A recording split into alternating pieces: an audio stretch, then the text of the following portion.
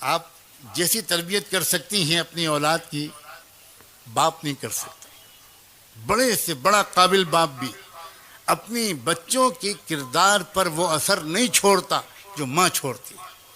اور بالکل صحیح کہا تھا مولانا امرین صاحب نے، جتنے کامیاب افراد دنیا کی تاریخ میں بنے ہیں، آپ محدثین کی تاریخ دیکھو، آپ مفسرین کی دیکھو، آپ فقہا کی دیکھو، آپ مشائخ صوفیہ کی دیکھو، آپ ادبا کی دیکھو، جتنے بھی زندہ دل اور مؤثر شخصیات دنیا میں پیدا ہوئی ہیں، ان کی تربیت میں ان کی ماں کا حصہ ان کے باپ سے اکثر زیادہ رہا۔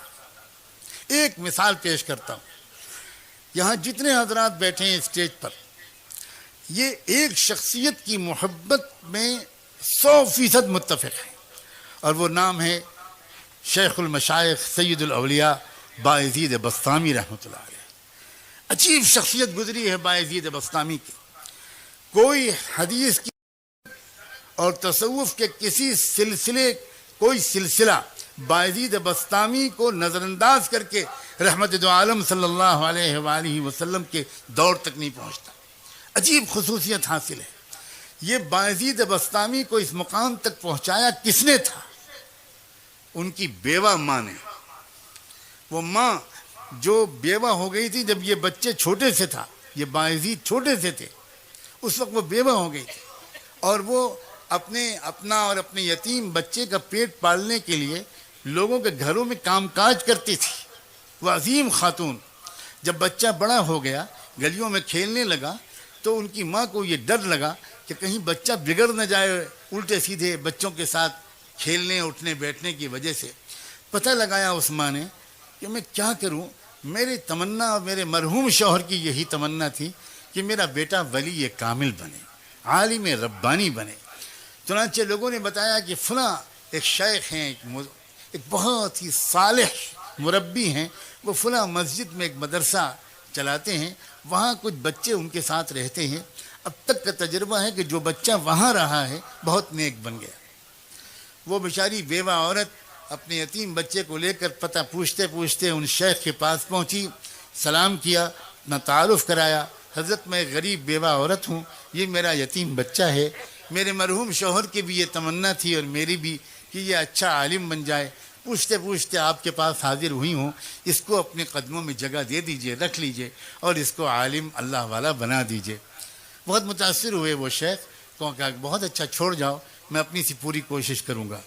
جاتے جاتے اس عورت نے ایک عجیب قسم کی درخواست اور پیش کی۔ اس نے کہا حضرت ایک گزارش اور ہے، پہلی بار یہ بچہ اپنی ماں کی گود سے نکل کر کہیں باہر آ کر رہے گا، اسے میری یاد بہت ستائے گی، جلدی جلدی یہ چھٹی مانگے گا، میری درخواست یہ ہے کہ آپ اسے چھٹی مت دیجیے گا، کیونکہ میرے پاس آئے گا اس کی توجہ بڑھ جائے گی، میرے پاس تو آپ اس کو تب بھیجیے گا جب یہ اللہ کا ولی بن جائے۔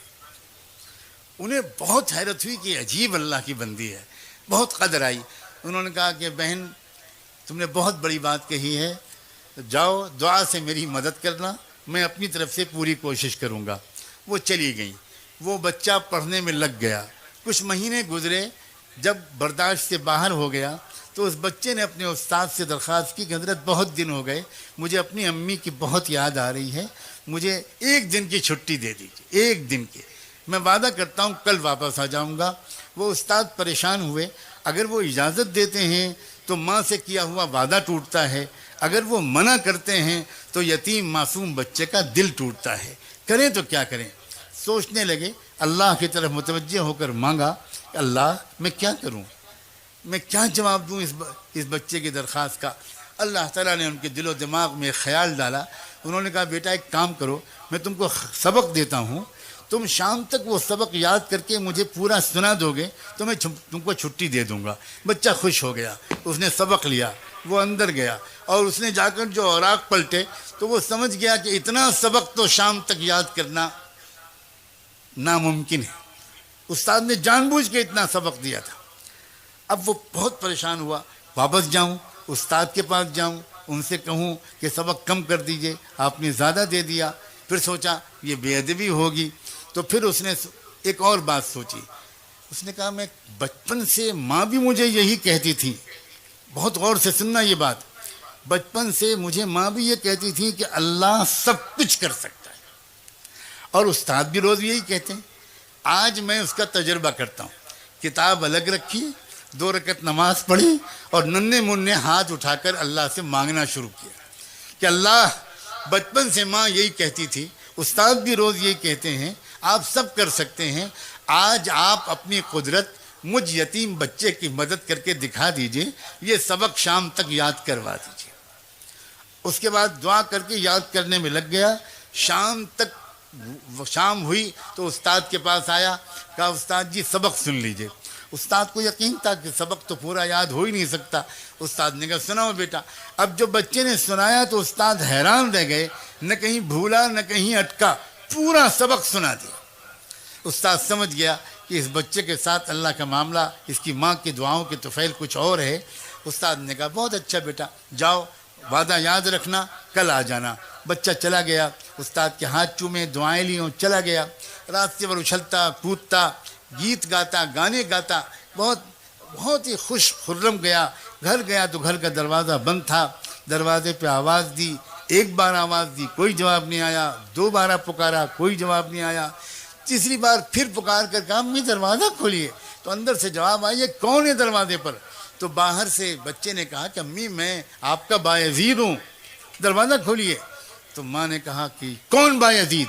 یہ والا میرا بایزید نہیں ہو سکتا، میرا بایزید تو تب آئے گا جب اللہ کا ولی بن جائے گا۔ استاد نے مجھ سے وعدہ کیا تھا، اور استاد وعدہ خلافی نہیں کر سکتے، یہ میرا بایزید نہیں ہو سکتا۔ سمجھ گیا بچہ کہ ماں کی مرضی نہیں ہے کہ میں گھر کے اندر جاؤں۔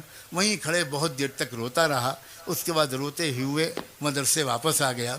استاد کے پاس حاضر ہوا، سلام کیا تو استاد حیران رہ گئے، کیا ہوا بیٹا خیریت؟ تو جب بچے نے اپنی کہانی سنانے کے لیے چہرہ اوپر اٹھایا تو استاد نے دیکھا کہ آنکھیں بالکل آنسوؤں سے بھری ہوئی ہیں، چہرہ لال ہے۔ تو استاد نے جلدی سے اٹھا کر گود میں لیا، اپنے عمامے کے کونے سے بچے کے آنسو پوچھے۔ بیٹا بات کیا، خیریت تو ہے؟ کیا تم واپس کیوں آ گئے؟ بچے نے پوری کہانی سنائی اور یہ کہا کہ میں اس طرح گیا تھا، دروازہ بند تھا، ایسے پکارا، یہ جواب ملا، یہ والا میرا باعزید نہیں ہو سکتا، وہ تو تب آئے گا جب ولی بن جائے گا۔ میں سمجھ گیا میری ماں نہیں چاہتی، میں واپس آ گیا۔ استاد نے پوچھا بیٹا ایک بات بتاؤ، تم اپنی ماں سے ناراض تو نہیں ہو کر آئے ہو؟ ماؤں اپنے مقام کو پہچانو، اور نوجوانوں تم اپنی ماؤں کے مقام کے پہچانو۔ تم ماؤں سے، تو اس نے کہا کہ تم اپنی ماں سے ناراض ہو کر تو نہیں آئے بیٹا؟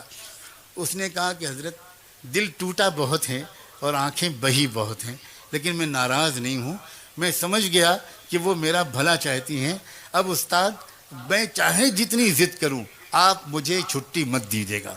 اتنی درخواست اور ہے کہ یہ دعا کر دیجئے کہ میری ماں کام کرتے کرتے بیمار رہنے لگی ہیں، ذرا ان کی زندگی میں اتنی برکت ہو جائے کہ وہ مجھے کچھ بنا ہوا دیکھ لیں، ان کی تمنا پوری ہو جائے، ان کی آنکھیں ٹھنڈی ہو جائیں۔ استاد نے کہا بیٹا میں روز یہ دعا مانگوں گا۔